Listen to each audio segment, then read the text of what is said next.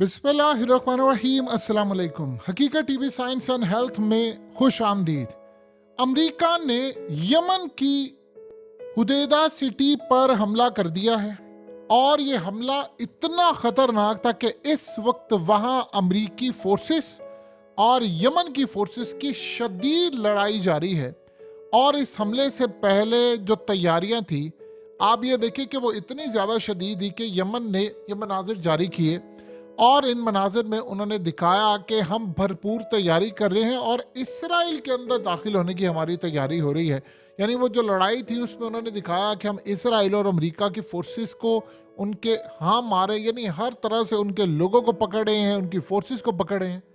इसके बाद उन्होंने कहा कि हम लड़ाई के लिए भरपूर तैयारी करें और अब अमेरिका ने वहां पर हमला कर दिया है। अमेरिका असल में हमला इसलिए कर रहा है कि जिन ताकतों ने अमेरिका को कंट्रोल किया था उन्होंने अब कोई परवाह नहीं की कि नताइज क्या होंगे, क्या सूरत हाल होगी। बस उन्होंने ऑर्डर जारी कर दिया है कि आप हमला कर दो। अब यकीन कीजिए कि आज जो हालात हैं, आज से कुछ अरसे के बाद हम लोग तरस रहे होंगे कि काश हम इस पोजीशन पर वापस आ जाते। यानी दुनिया को आप इतनी खतरनाक जंग में अब धकेल चुके हैं जिसका अंदाजा नहीं है। अब तक जो इतलात आ रही हैं उनके मुताबिक इन्होंने कई शहरों पर हमला कर दिया है यमन के, और वहां पर लड़ाई जारी है। और देखना यह है कि अब अमेरिका का कोई जहाज तबाह होता है या उनके लोग कोई मारे जाते हैं, यमन का नुकसान है या जो भी सूरत हाल है। क्लियरली ये जंग शुरू हो चुकी है। अब यमन के ऊपर ये तकरीबन तीसरा हमला है 3 दिन में। और यमन ने पहले पूरी कोशिश की थी, इंफॉर्मेशन इकट्ठी की थी, गैदरिंग इकट्ठी की थी, और इस सारे मामले पर आप अंदाजा कीजिए क्या हुआ है कि यमन पर हमला करके जो बाइडन ने कहा है कि मैंने ईरान को खुफिया पैगाम भिजवाया है, प्राइवेट मैसेज, और पैगाम में मैंने कहा है कि हम पूरी तैयारी कर चुके हैं, मैदान में आ जाओ। आप ये सोचें कि इस बंदे की जो अक्ल है, कल उसने ये कहा कि मैं क्लियरली कह देना चाहता हूं कि भाई हम ईरान के साथ जंग में नहीं है, और आज उसने कहा मैंने ईरान को कहा कि हमारी तैयारी पूरी है। अब ये नहीं उसने बताया कि मैंने ईरान को ये कहा है कि हमारी आपसे जंग की तैयारी पूरी है, ये कैसी, लेकिन फिलहाल हमारी तैयारी पूरी हो चुकी है। यानी क्लियर इंडिकेट कर रहा है कि उन्होंने फैसला कर लिया है। अमेरिका वो जो पिछले 2 महीने से कोशिश कर रहा था नहीं करनी, आप सोचें जरा कैसी ताकत है नेतन्याहू की, इसराइल की ताकत कैसी है।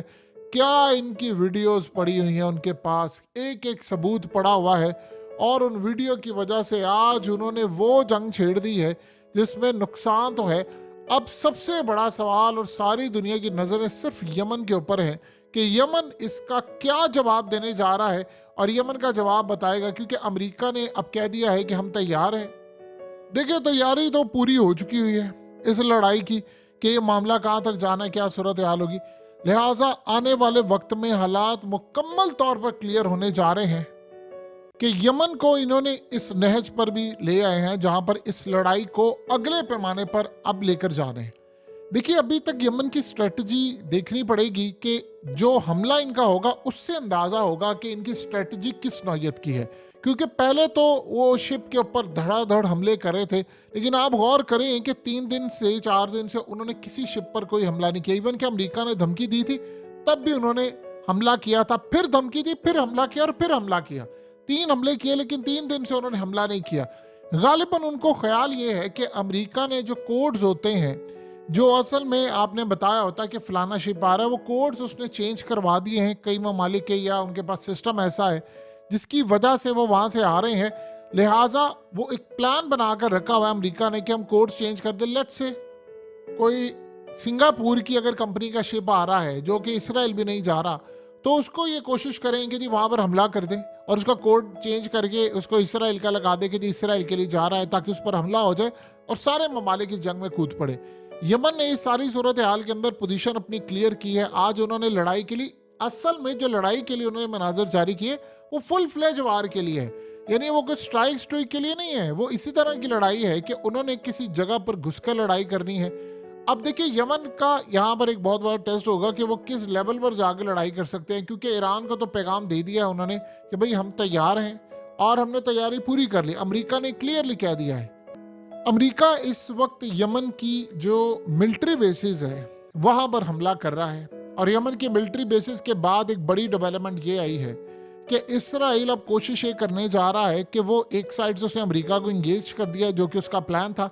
अब उसने एक बड़ा अजीब काम शुरू किया है कि वो कह रहे हैं कि जो बॉर्डर लगता है मिस्र के साथ, वो असल में वहाँ पर एक ऑपरेशन करने जा रहे हैं, और ऑपरेशन के तहत उन्होंने अब ये जो इलाका है उस पर कब्जा कर लेना, और उन्होंने मिस्र को कह दिया है कि अपनी फोर्सेस यहाँ से लेकर फौरी तौर पर निकल जाओ, और ये रेड लाइन है। अगर तुमने इनकार करने की जरा सी भी कोशिश की तो हम तुम्हारा जो हशर नशर करेंगे वो तुम्हें अंदाजा नहीं है।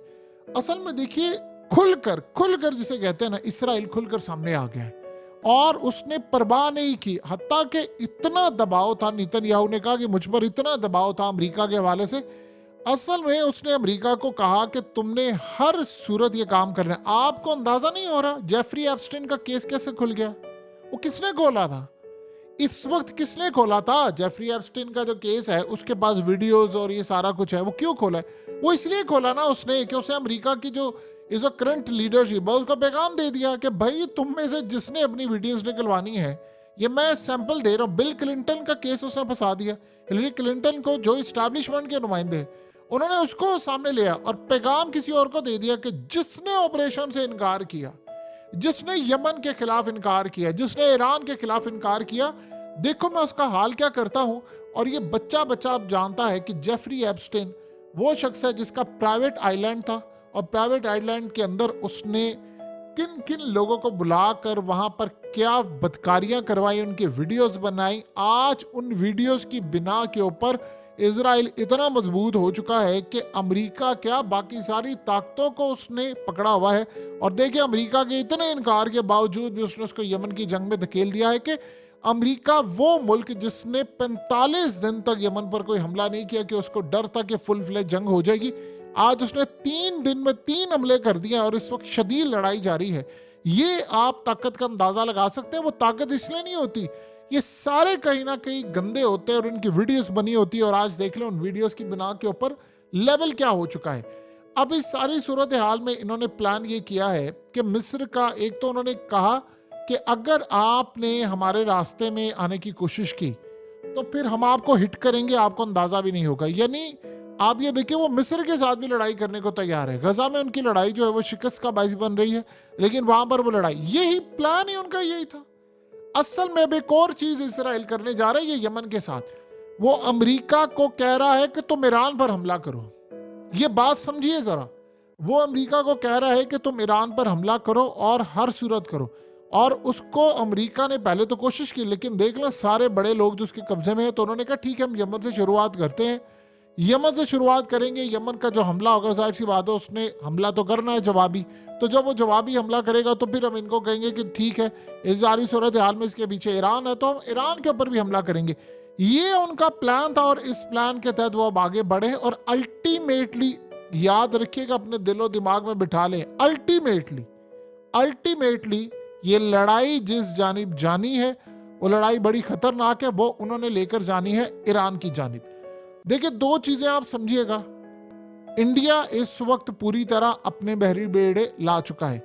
जिन ममालिक की ईरान के साथ सरहद लगती है, कल को अमेरिका अगर उनको जाकर कहता है कि आप हमें अड्डे दें, हमने ईरान पर हमला करना है या ईरान पर करना है, उनका क्या जवाब होगा? ये सूरत हाल बहुत ज़्यादा खतरनाक होगी और ये देखने वाली होगी कि वहाँ पर उनका जवाब क्या होता है। अब करते करते यमन के साथ इन्होंने लड़ाई कर ली है।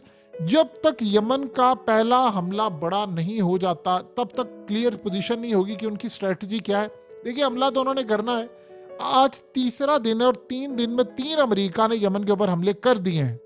देखिए, स्ट्रेटजी के तहत वो चल रहे हैं कि उन्होंने क्या जवाब देना है, क्या नहीं करना है, क्योंकि इसके बाद बहुत सारी चीज़ें हमें या आपको नज़र आती हैं, ये पूरी तरह क्लियर हो चुकी हैं। ये पहले वाला 2016 वाला मामला नहीं होगा कि जब अमेरिका ने यमन पर हमला किया था वो चुप करके बैठ गए थे। यहाँ पर एक लड़ाई और लड़ाई हो जानी है और ये हो चुकी है, और यहाँ से तो उन्होंने पीछे कम से कम नहीं हटना। देखिए, दूसरी जानिब यमनियों ने, हौसियों ने जो मिलिट्री एक्सरसाइज की हैं, वो असल में उन्होंने अमेरिका के खिलाफ उसके वेसल्स को तबाह करने के लिए, उसके समुद्री यानी सारा कुछ करने के लिए हालिया जो यमन ने अपनी स्ट्रेटजी अपनाई थी, उसमें उन्होंने जो हमले किए थे उसको अमेरिका की जो नेवी थी वो रोक नहीं पाई थी। अब यहाँ पर वो आकर उनकी मिलिट्री बेसिस पर, उनके रेडार पर, असल में वो रेडार पर क्यों, रेडार साइट वाली पर क्यों हमले कर रहे हैं? वो हमले ये कर रहे हैं कि जब हम इनको जो इंटेलिजेंस मालूमात मिलती है, रियल टाइम इंटेलिजेंस मालूमात जो ईरान इनको प्रोवाइड करता है, वो थ्रू रेडार सिस्टम करता है। तो वहाँ से अगर हम इनका कम्युनिकेशन सिस्टम जो है वो तबाह करते हैं तो हमारे लिए सबसे ज़्यादा फ़ायदेमंद होता है कि हम इनको मैनेज करने में आसान है। तो अभी उन्होंने जो हमला किया है वो असल में ये है। अब एक यूरोपियन मुल्क जो है वो आ रहा है। देखिए, इटली ने, फ्रांस ने और उसके अलावा एक आधे जो और ममालिक है, उन्होंने बड़ा सख्त स्टांस लिया है। उन्होंने कहा है कि हमने किसी सूरत जाना नहीं, यानी स्पेन और बाकी ताकतें। जर्मनी ने अमेरिका और ख़ास तौर पर बरतानिया को कह दिया है कि हम आपके साथ जंग में आ रहे हैं, और उन्होंने कहा है कि हम यहाँ पर अपने वॉरशिप भेज रहे हैं, यानी अमेरिका, बरतानिया और जर्मनी। ये 3 मुल्क हैं जिन्होंने फैसला किया है कि हमने यमन के खिलाफ आपके साथ इस जंग में शिरकत करनी है।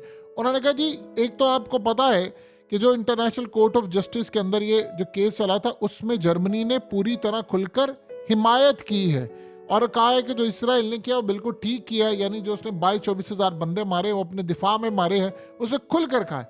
अब उनकी जानिब से ये कह दिया गया है कि किसी सूरत हम यमन को स्टैंड नहीं करने देंगे, यानी जर्मनी, बरतानिया और अमेरिका, फिलहाल ये 3 मुल्क आए हैं और इन 3 मुल्कों ने फैसला किया है कि उन्होंने यमन के साथ मिलकर लड़ाई करनी है और यमन भी अपने वॉरशिप भेज रहा है। देखिए, सवाल यहाँ पर यह पैदा होता है कि अब इस सारी सूरत हाल में क्या रशिया और चाइना को ओपनली खुलकर नहीं आ जाना चाहिए यमन के साथ? एक बहुत बड़ा सवाल है, क्योंकि देखिए, अगर तो चाइना की फिलहाल पोजीशन अगर हम साइड पर करते हैं, लेकिन अगर चाइना यहाँ पर एडवांस टेक्नोलॉजी, हथियार और ये तमाम चीज़ें अर्जेंट बेसिस के ऊपर यमन तक नहीं जाती, तो फिर यहाँ पर लड़ाई करना उनके लिए मुश्किल हो जाएगा। लेकिन देखिए, इस सारी सूरत हाल में पोजीशन उनकी बड़ी क्लियर है। वो कह रहे हैं कि हम इनकी लड़ाई कर लेंगे और कह रहे हैं कि आपको अंदाज़ा नहीं है कि यहाँ पर हम जो एम्पायर्स होती हैं, सुपर पावर्स होती हैं, उनका कब्रिस्तान यमन में बनाने की तारीख है। तो वो कह रहे हैं कि हम बना देंगे, आपको फिक्र करने की ज़रूरत नहीं है। हाँ, हमारी स्ट्रेटजी जो है वो उसके तहत हम जो हमला करेंगे वो आपको उसका अंदाज़ा हो जाएगा। सो इस वक्त जो सूरत हाल पैदा हुई है, यानी जर्मनी ने भी कह दिया है, उसके अलावा यूरोप की आधी कंट्रीज जो है वो डिवाइड हो गई हैं। फ्रांस ने कहा नहीं, इटली ने कहा, स्पेन ने कहा और दीगर भी कह रहे हैं कि हमने इस जंग के अंदर नहीं आना, बल्कि वो तो नेटो से निकलना चाहते हैं। बल्कि उन्होंने तो यहाँ तक कहा है कि हमने जो मामला है वो तय करने हैं, यानी रूस के साथ। इसीलिए सारी सूरत हाल में आप देख लें कि अमेरिका ने नाना करते 3 मुल्क इस वक्त स्टैंड बाय पोजीशन पर थे, जिनको साथ में ला लिया हमले के लिए। देखिए, जब यूक्रेन का मामला स्टार्ट हुआ था तो उस वक्त सारे ये सोच रहे थे कि रूस ये जंग नहीं जीत सकता। बज़ाहिर ये लग रहा था क्योंकि सारे ममालिक थे रूस के खिलाफ, लेकिन अल्टीमेटली स्टार्ट ये हुआ था कि यूक्रेन ने शदीद हमले शुरू कर दिए थे। दूसरी जानिब मीडिया के ऊपर ये कहा जा रहा था जी रूस तो ये जंग हार गया, रूस के साथ ये हो गया, वो हो गया, फलाना हो गया। अभी इस सारी सूरत हाल में पहला हमला बड़ा किया है अमेरिका ने, दूसरा भी किया, तीसरा भी किया। यमन ने कोई जवाब नहीं दिया। और इंटरेस्टिंग मामला यह है कि ईरान ने अभी तक जो अपनी प्रॉक्सीज हैं उनको एक्टिवेट नहीं किया, लेकिन अब तीसरे हमले के बाद शायद हम एक्सपेक्ट कर सकते हैं, क्योंकि अमेरिका ने ये कह दिया है, अपने जो शिप्स आ रहे हैं उनको कह दिया क्लियरली कि आप झंडे उतार दें, क्योंकि अगर आप झंडे नहीं उतारेंगे तो यहाँ पर आपके लिए हमले का बहुत बड़ा इम्कान है। तो हमने अपने शिप भी बचाने हैं और आगे सप्लाई भी करनी है। लेकिन इस सारी सूरत हाल के अंदर आप अंदाज़ा कर लें कि नेतन्याहू के बारे में अमेरिका तो छोड़िए, इसराइल के अंदर हैरेट्स और ये तमाम चीज़ें कह रहे हैं कि नेतन्याहू वो वाहिद शख्स है जिसने इसराइल को इतना वीक कर दिया है, इतना वीक कर दिया है कि अब इस लेवल पर जा कर के जहाँ पर यानी हमास उनकी लड़ाई हो रही है और उन्होंने इतनी बुरी तरह तबाही का शिकार हो गए हैं कि उनको पूरे खित्ते को जंग में धकेलना पड़ा और वो जंग उनको करवानी पड़ी है और उसकी शुरुआत करवा दी कि हम इतना वीक हो गए हैं कि अमेरिका की मदद के बगैर हम कोई जंग नहीं कर सकते। इसका मतलब है कि जो हमें वादे किए गए थे कि इसराइल की एयरफोर्स ऐसी है वैसी है, उन्होंने कहा हम तो हमास को नहीं तबाह कर सके। इस सारे मामले पर हमें ये कह रहे थे कि जी ये कर देंगे, वो कर देंगे, किसी सूरत हम ये काम नहीं कर पाए। आप सोचे जरा कितनी ताकत है इसराइल की, कमाल है, देखने वाला मामला है। जो बाइडेन ने धमकी दी थी 1 जनवरी तक तुम ये ऑपरेशन कंप्लीट कर लो, उसके बाद हमने इस जंग में कूदना नहीं, इमेजिन कीजिए। और फिर लॉयड ऑस्टिन ने कहा था चले 7 जनवरी तक का टाइम है आपके पास। आपने देखा लॉयड ऑस्टिन को गायब कर दिया, उसका पता ही नहीं वो बंदा कहां पर है मौजूद है, नहीं है, अस्पताल में है, कहा, किसी को नहीं पता। और बाइडेन आप देख ले, जो बाइडेन इसने 1 जनवरी का कहा था, वो शामिल हो गया जंग में, वो कह रहे ठीक है हम आ गए हैं। वो जो बार बार कहता रहा ईरान के फलाना ये वो के जंग छिड़ जाएगी, अब वो चल गया है। अब देखना, देखिए स्टार्ट के अंदर तो अमेरिका ने अफगानिस्तान में भी बड़ी बमबारी की थी, वो अलग बात है, बाद में जो उनके साथ हुआ था वो देखने वाला था। यहाँ क्या होगा ये एक बहुत बड़ा सवाल है, और ये देखने वाला होगा मंजर कि किस तरह लड़ाई जाती किस तरफ। हकीकत टीवी साइंस एंड हेल्थ की इस वीडियो के नीचे कमेंट ज़रूर कीजिए, अपनी राय का इजहार ज़रूर करें, और इस वीडियो को हर जगह शेयर करते हुए चैनल को सब्सक्राइब ज़रूर करें।